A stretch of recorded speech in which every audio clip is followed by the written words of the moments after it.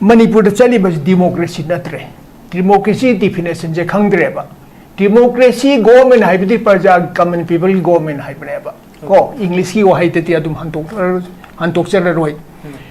wafam amta ka hajigene ngasi parja na puthukiba MLA natre MP singche masi makhoi gi thabak sina taktro makhoi karam makhanno ado parja na khangi basingchi karam makhan ne si makhoi na to khandaga dabneba Sumba MLA nada sumba MP thagul da koi parjasi nunga hali nunga hande hai base masi akoi parja singmak aina parja da bhab yam tabagi darkar le hai bako Manipur lori kan parja bhab ta bigatara hai bi wani da ai hajari bati Manipur ji loi bungai ri braba aduna ngasi India ki constitution se ngaktre Supreme Court na ngaktre ko adudi election commission ngaktre laiba khudimang na India de laiba high official singina prime minister tong momong the tawreba India constitution mai khongya de leigreba masiti India ge phabanati ko masi atu Manipur da ai wam hajege namomani ne di haikre chahi am di hen biya di harisi Manipur hana legi basi chahi ohunga shamaga mongdra mari gi nimi dei hieba chahi ohum khaimu legi ba PRC hana legi ba Masi kano tani ay hajarake 11 January 1967 day na chigi matam da 67 day na 67 matam si tani khwaide sangna legi base 12 October 60 adu legi adu khwaide tien basin 11 days khak legi ba aduna chahiye madigi hin na PR leiti hai leiba yati hai basiti India gi law city hoji law book sing city ne masi kanamun honor tawtre ko Constitution honor to the law honor to go. Moina central government na thaming mamong da khoi di moi matung ina apa mai mong da dum torok tu ne ko chahi ama hen ba yai chahi ani hen ba yai om hen ba yai moina akhoi gi apa mudwe moi gi apa mudwe phangdir bok du lakhi du ne ko aduna mara tai wam ta hajo ke Miss Malem Thongam ma transgender ni 2nd October si Mahatma Gandhi Jayanti nimita masi kotominal dagi start toki mana mathang Delhi dagi UP lai UP dagi Bihar lai hoji ma West Bengal legi ko aduga Assam Nagaland Manipur si laktoini mana permission phangbasa Assam bo phangeba Nagaland ga Manipur ke di phangdre Nagaland ju problem ka sileroi mana supposing akoi mauge teina Imphal yopasi problem ba I request the governor of Manipur to give up protection for her life. Masi Manipur ko ma thawdei basi 2,700 kilometer ni kano phokta lakto si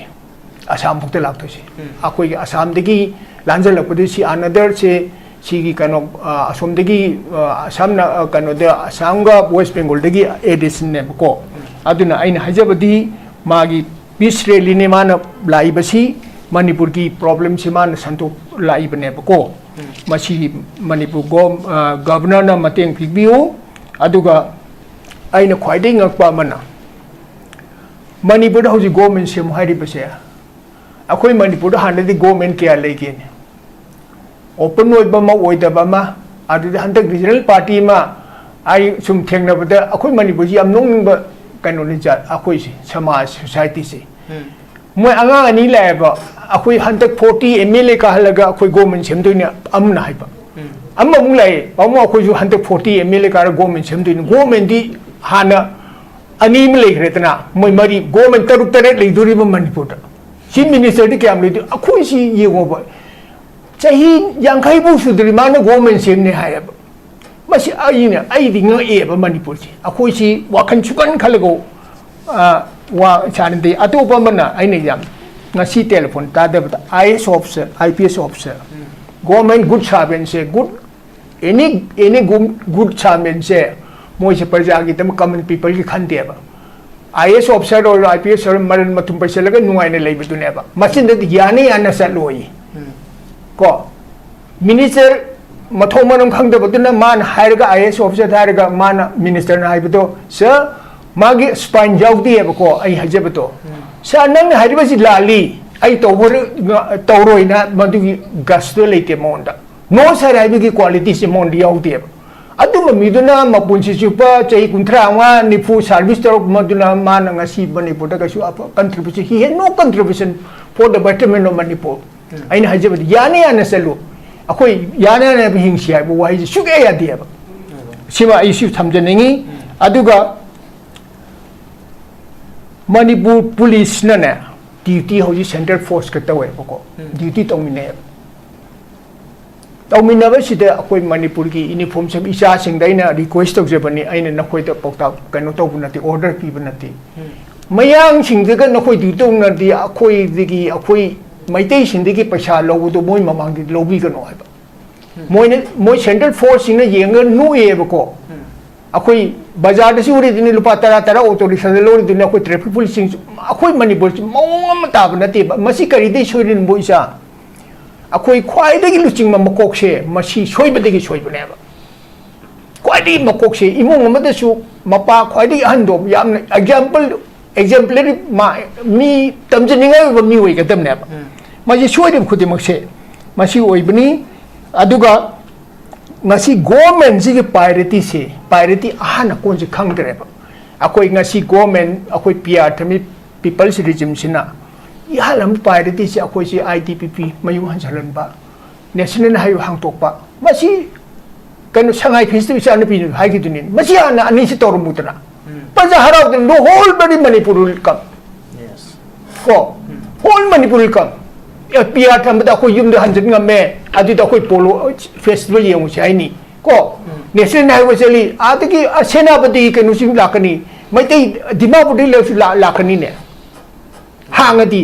nang ki jam da phajal thamaga nang kana nu kan to do aina haidin hui babu nu mit ke ani thamja ge har jine ma phajal laga aduna masidi to adana akoi world polo haibase polo haiba game se Thailand Manipur degi world akoi na hodokhi bani masi 43 nation mu chakot kerba ko America lai Argentina lai UK di lai ba masi si moina mo mathang daga tawge khot ke halab de masi ai warning han pi ho bu thoya ba noina ne any game national oiro state ke oiro world ke oiro any very function to tre ta koi parja gi boy se akoi ayab lodna to ya ro hai ba se akoi na principal darak sa gi khoi gi Hujuji Manipur dang asigi thamjari topic sigi mari lina mai tare hujuji Manipur gi government ama suk soi soi dana lagani hai basi koi hokhiba tha sigi hawruk pa chahi dagi am mawung man na haina raga sum lakani adu huju phogi nati Keidoungeino hai basi wahang ama duma hanglaga leiri hairi leiri bo wahang duma ni asi koi topic un thamjari se duna Manipur da popular government ama kari gi dam tangai fadrino hujuji aduga leiri bo crisis siga aduga Keidoungeino oi gedoi hai basi matan thamyo ahanba moktada ngasi yengbirba khwai parja khunima poina iko nonjuri amasung ai ki yamba amasung ichanupi amasung anchor chimpo ini no lukjari ngasi topic sidi aina hana desu hanjan hajare government je semba yaroi haibado government semba yaroi di marak aina hajabati cookie sina stumbling block ne stumbling block se akoi chambalam khari cookie sina ba chambal khari baje hek sidok tribo moi stumbling block se hek changdok ko government se moi nai ngasi jo mon haijari yes aduga masi government sida aina haibdo group hauji lai MLA sing ke pulap punjalaga moi 59 phamaga ne moi yari haiba matung adu haire yari hairba adu de home minister prime minister ida convey tor matung da government se lakani akoi sida akoi na speculation na pangangang na di government sembasi parjana su pam basu akoi si national party leirubani na central government ke aya yaurka kano lakani ai wafam da haji ke a true leader does not create separation pukin chengba leader hai base separate subam babu hai ba a true leader brings people together true leader na city na asingba MLA natra MP hai base parja si pula punjan madune ba aina IC minister wo gedamni noi mayam moi bi adi hai si ma true leader he not a true leader true leader hai bi sacrificing spirit lai gedabni lai pa khan gedabni parja khan gedabni masagi dam lan thum paisa laga ma true he can never be a true leader yes masagi khan mi se true leader nati sacrificing spirit yaw deba masa mi gi ai ro no hari immediately kudak du dane pare winning ma moiro ai adu true leader du koi ngasi Manipur true leader si leitri asing leader si leitri adu na ngasi government scam che mo ya hajage true leader ma thol triba moi 59 sin ne masa na asoi ba khangja ba adege masa gi sacrificing spirit leiba corruption yaw deba corruption gi waji to si asing leader si leitri asing leader si leitab na ngasi siam ngam ta bane ba akoina sidaita moin pangi Bihar election loiraga moi Delhi salu kangun haidra Bihar election jin ngasi kari torisi ai repeat tore roi Bihar election jin India ji murpagi mong de live ni hoji India ji hoji mang bagi just like aina hanjan haji Indonesia thokiba Sri Lanka thokiba Bangladesh thokiba Nepal thokiba do India da it is coming image mirage amni tarabani mamima akoi rainbow ma live ne ko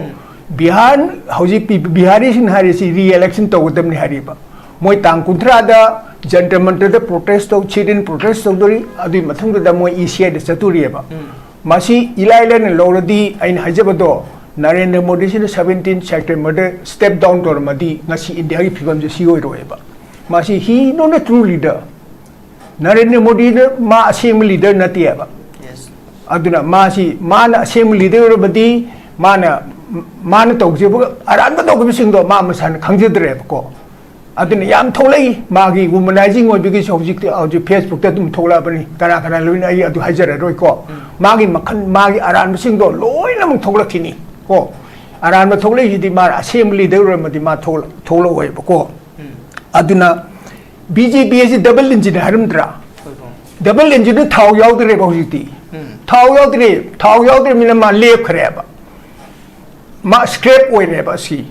scrape oi re ba ni scrape oi di kan tor da akoi langthok tar go da kano da khongman na tra hang ma pham da turendra kenom tha de gita re ba BJP government se loi re ba ni ko BJP government amon na Manipur la kani su ai khande adu ka India gi bu si loi re ba ne ba ko aduna mathang da haije ba si ECI gi election commission of India gi rules and regulations hantak change to the tima mathang da next year election to si Assam ne West Bengal ne Tamil Nadu ne adu ki Kerala ne Pondicherry state manga si to ne ba mana hantak to ki ba si Tamil Nadu to bunga pri yeng sine chai humpu gum doi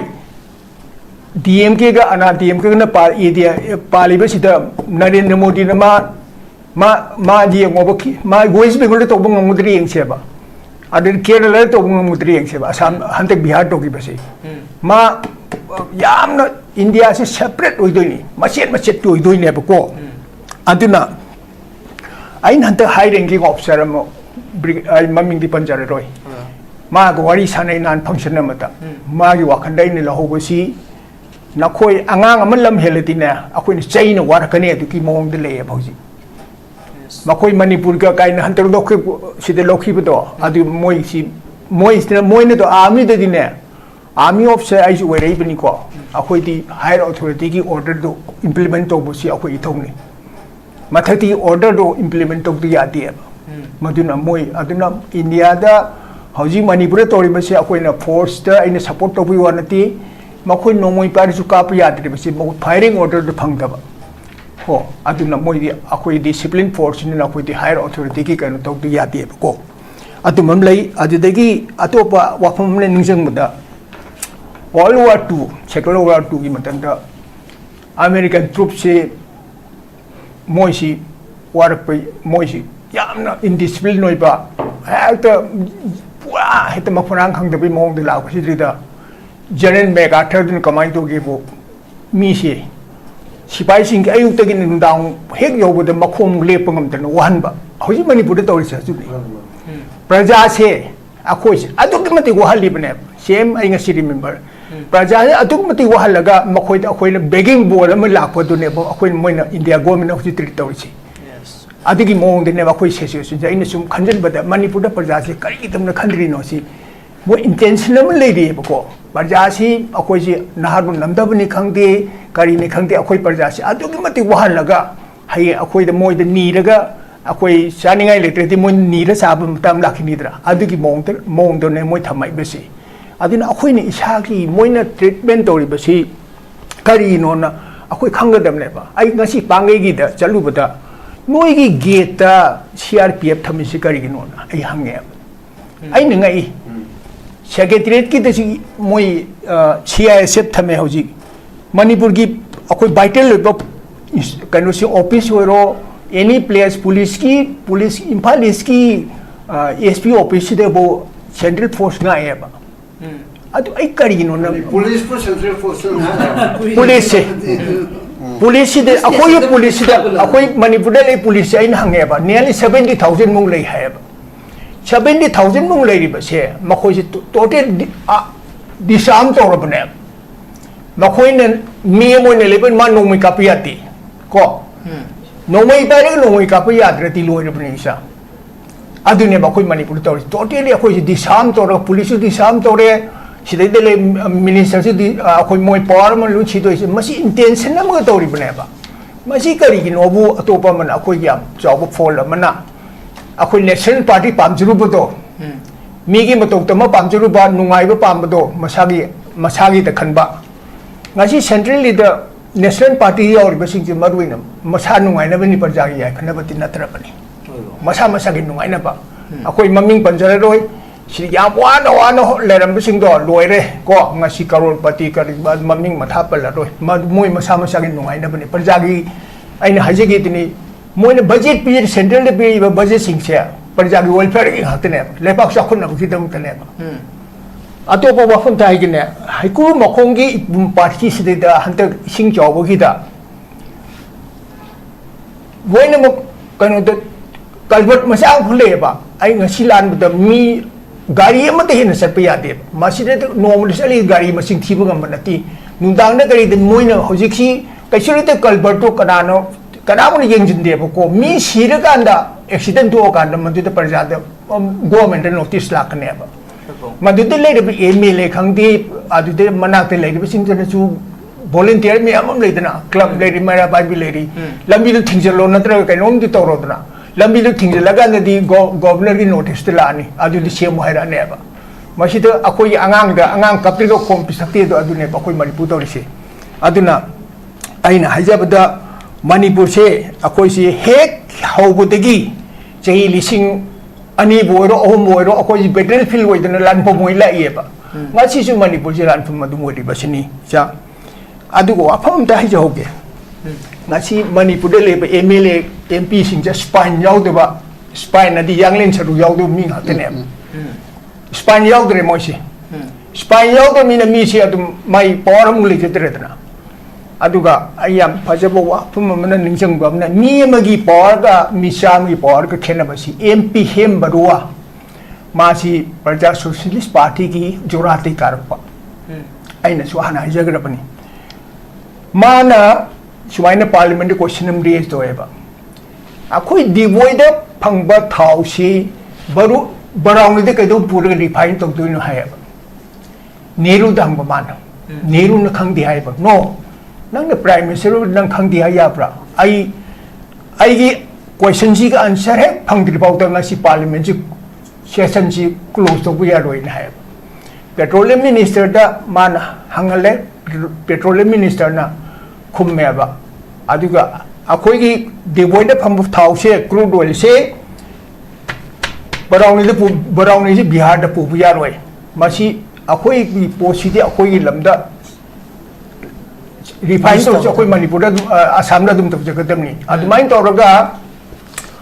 nulmati ba hoji Guwahati manak le register refinery oil to eba madu ne ba po mi amagi NPM ore Manipur NPM ore che mai time limit thamba yati maram di akoi gi regional party sina na akoi sidai regional party mi gi NPM ore madi magi man ngangning ba ngang biani hailing ba du mahayani ma nang de Manipur parja gi dam tak hai bi ane ba national party gi tar mina congress ro BJP karo makoi di mamai du hai re dana ha nang ngang na ba ma na ira ga pira singang ga mi sidhe nang bi yaro ne ai na supposing akoi regional party ga di ma ngang ba du ngang ya ne ba adu ga ai se iton do ga su noi na time se ai ne do dire putan no lori hai bi su ya ro hai ba adu hem ba ro gumba ko Manipur machin mating le ba lấy ba cái khẩn bậc wo mà sai khẩn đập à du đi parliament lao cái gì điểm à khôi parliament lao đi besi mana pang đập mi đal mana apung mi đal nè lao bốc sẽ mana đi à khôiว่าgì boy gì ta đi hay bậc co à thì này pass round chỉ một thầm cái khôi cái mặt tinh lấy ba MLA sinh được vào parza cái thân mình chỉ tăng ai phải để hai bữa ní em nói gì được ngasi cái thầm giờ topic gì mà cái cái đó mình làm nó government nó mà pam được nó hai bữa cái mấy cái này vậy cái hoji si free moment lấy taba mới rồi này cái particularly community anh hai bữa ta đấy mấy tí em đi cookie community anh si dân thuộc dân nhà taba mới rồi này mỗi khối anh cang lúc anh si lấy đi à đâu buồn si cũng một phim lấy ngay si đã cang lúc anh si khối mấy tí cái area ta tàu rồi vậy là mấy tí bữa tí yêu bây giờ đâu buồn cookie sinh đi manipuri oi bác cookie sinh cái sau khi thì yêu phăng rồi thì nè si cũng ba đâu mà khối cái imung mà nung đã mi si mina đâu cũng ba ꯑꯗꯨꯒꯨꯝꯕ ꯊꯣꯛꯄ ꯂꯩ ꯃꯌꯥꯝ ꯑꯃ ꯂꯩꯔꯤꯉꯩ ꯅꯨꯡꯉꯥꯏꯇꯕ ꯆꯩꯔꯛ ꯃꯔꯛꯁꯤꯗ ꯑꯗꯨꯒ ꯃꯄꯨꯡ ꯐꯥꯕ ꯆꯠꯊꯣꯛ ꯆꯠꯁꯤꯟ ꯌꯥꯅꯗ꯭ꯔꯤꯉꯩꯗ ꯑꯁꯤꯒꯨꯝꯕ ꯐꯦꯁꯇꯤꯚꯦꯜ ꯑꯃ ꯄꯥꯡꯊꯣꯔꯛꯄꯁꯤ ꯃꯇꯥꯡ ꯆꯥꯕ꯭ꯔꯥ ꯈꯤꯇꯪ ꯐꯥꯠꯇꯕ꯭ꯔꯥ ꯍꯥꯏꯅ ꯃꯌꯥꯝꯅ ꯋꯥꯐꯝ ꯃꯌꯥꯝ ꯊꯝꯅꯔꯤ ꯍꯥꯏꯕ ꯇꯥꯔꯦ ꯍꯥꯏꯔꯤꯕ ꯋꯥꯐꯝꯁꯤꯗꯗꯤ ꯄꯥꯎꯡ ꯀꯃꯥꯏꯅ ꯌꯦꯡꯕꯤꯏ ꯑꯔꯣꯏꯕꯗ president rule haibase aina su hana haijagre people's regime madi president rule la adi khoi parja se nungai kan khalam bani yes aduga aina governor su khangchunu nothing must be done against the will of the people gom akhoi parja gi against the ne moina thabak amak ta tawro doni parja nangasi tawbi ganu hayati ma government mako erbani na state ki ma ji president gi behalf tane ma le se india gi president na bhawda akhoi si honor tawbidre harabane ngasi parja akhoi na khanda gadab se aduna akhoi manipur hauji melting pot le ribani ma na hauji melting pot asi da akhoi khang aso bod mai tha le rine ma si da ma na sing hapchan boina thok to re sing hapchan laga mai si he na cha laga parja si he na si bai mong lagi ai sangai festival se ai punsi de yeng jaratri hana su ko ai yeng ning ba ju phauti aduga ai wafam ma heje ke hana su akhoi blast tawraga auto rickshaw ma makhona tawna si grapni ko chok tena khotin tawkribni masi thok te bdi hoisin ko rickshaw driver ma bom hapchalam dana ma hana thokre masi afaba sign sungna nate against the people haibasi afaba khongthang amabung nate aina parja da haijening ba mana handaki manipur imphal ki sitai da tawbuduna tawkre ko swaida mafam men noiba point sidaida parja khudimak taina nolokla khoiram jarga haijari handak manipur da unity lei haibase masida parja amati khungun ta hanbigano parja khuding mangna masida khungun ta kar da khoi honor tawgune khoi ikai khumnagani ngasi isa sing ko chia show mayam na koriba parja khuding mang heri kon cheri kon ai maming panjara roi loina mangna totally khoi boycott taw sai bane masida khoi parja khudi mangna manipur de lei parja manipur nuksiba khudi mangna manipur chi akhoi gi ne khanba signa masi khongun ta roi dabani aduga masida satke de ba siti akhoi manipur parja yengna bani manipur imagi yengna bani hainai thamjaningi aduga khwaidagi sathiba oirakpa yaba su yam lei ai nga sai maksu jare masi akhoina thoidaba thodokta thon bani masi manipur da chali bas democracy natre democracy definition je khangdre ba democracy government haibdi parja common people government haibne ba ko english ki wahai te adum hantok chara roi wafam amta ga hajigene ngasi parja na puthokiba mla natre mp sing che masi makhoi gi thabak sina taktro makhoi karam makhan no ado parja na khangi ba sing chi karam makhan ne si makhoi na to khanda ga dabne ba sumba mla natre sumba mp thagul da khoi parja si nunga hali nunga hande haibase masi akhoi parja singmakta aina parja da bhab yam tabagi darkar le hayaba ko manipur lori kan parja bhab ta bi gatra haibi wani da ai hajari bati manipur ji loi bu ngai ribra ba aduna ngasi india gi constitution se ngaktre supreme court na ngaktre ko adudi election commission na ngaktre laiba khudimang na india de laiba high official sing sina prime minister tong mong da tawre ba india constitution mai khongya da leigre ba masiti india gi afabanati ko masi atu manipur da ai wam hajege namomani na di haikre chahi am di hen biya di harisi manipur hana legi basi chahi ohumga shamaga mongdra mari gi nimi dei hieba chahi ohum khai mu legi ba pr se hana हाने लेखिबा मसी कनोदनी आई हजरके 11 जनवरी 1967 देना सिगी मतम 67 देना 67 मतम Sydney ख्वाइदे सांगने लेखिबसे 12 October 60 अदु लेखि अदु ख्वाइदे तेन Bassein 11 days खक लेखिबा अदुना चाहिए मदिगी हिन पिया लेती है लेब यादी है बसिती इंडिया की लॉ सिटी हौजी लॉ बुक सिंग सिटीने मसी कनामुन ऑनर तौद्रे को कंस्टिट्यूशन ऑनर तौ लॉ बुक ऑनर तौगद्रो मोइना सेंट्रल गवर्नमेंट ना थमनिंग मोंगदा खोइदी मोई मतुंगिना अपा मै मोंगदा दुम तौरक्तुइने को चाहिए अमा हेनब याय चाहिए अनि हेनब याय अहुम हेनब याय मोइना अखोइगी अपा मदुए मोइगी अपा मदुए फंगद्रि बक्दु लाखिदुइने को अदुना मरक वाम हाइजौके मिस मालेम थोंगाम माज ट्रांसजेंडर नि 2 अक्टोबर से महात्मा गांधी जयंती निमित्त मासी कोटोमिनल दगी स्टार्ट तौकी माना मथंग मथंग दिल्ली दगी यूपी लाए यूपी दगी बिहार लाए हौजी मा वेस्ट बेंगल लेरिएबको अदुगा असम नागालैंड मणिपुर से लाक्तोइनी माना परमिशन फंगबसे असम बो फंगेबा नागालैंड गा मणिपुर के फंगद्रे नागालैंड जो प्रॉब्लम कसिलेरोय माना सपोजिंग अखोई माउगे तेना इम्फाल योपसी प्रॉब्लम होबा I request the governor of Manipur to give up protection for her life. Masi Manipur ko ma thaurai basi 2,700 kilometer ni kano phokta lakto si Assam phokta lakto si akoi Assam degi lanjal lapodi si another se sigi kano Assam degi Assam na kano de Assam ga West Bengal degi edition ne ko aduna aina hajabadi magi peace rally ne mana lai basi Manipur की problem से मान संतोष लाइबने को मसी Manipur governor ना मतेंग पिबियो अदुगा आइना ख्वाइदे ngakpa मना Manipur हौजी government से हाइरि बसे अखोई मणिपुर हानदि गवर्नमेंट क्या लेकेने ओपन ओइबा मा ओइदबा मा अदु हंतक रीजनल पार्टी मा आई सुम थेंगनबदा अखोई मणिपुर जी am नोंगबा कनोनि जा अखोई समाज सोसाइटी से मोय आंगा अनि लायबा अखोई हंतक 40 एमएलए का हलगा अखोई गवर्नमेंट सेमदुइने अमना हाइबा अम्मा मुंग लाय पामो अखोई जो हंतक 40 एमएलए का गवर्नमेंट सेमदुइने गवर्नमेंट दी हाना अनि म लेखरेतना मोय मरी गवर्नमेंट तरुक तरे लेदुरिबा मणिपुर चीफ मिनिस्टर दी क्याम लेदु अखोई सी येगोबा चाही यांखाई बु सुदरि मानो गवर्नमेंट सेमने हायबा मसी आइने आइदि ng एबा मणिपुर सी अखोई सी वाखन सुकन खलगो वा चानदे अतोपा मना आइने याम ngasi telephone tadabata IS officer IPS officer government good servant se good any good servant se moi se praja gi tam common people ki khande ba IS officer or IPS or maran matum paisa laga nuai ne leibe dune ba masin de yani ana saloi ko minister mathom manam khangde baduna man hairga IS officer hairga man minister na haibedo sir magi spine jawdi eba ko ai hajebeto sa nang haibasi lali ai tawroina madugi gasto leite monda no sar haibigi quality se mondi yawdi eba adu mamiduna mapunsi chupa chai kuntra wa nifu service tor maduna man ngasi bani poda kasu apa contribution he had no contribution for the betterment of Manipur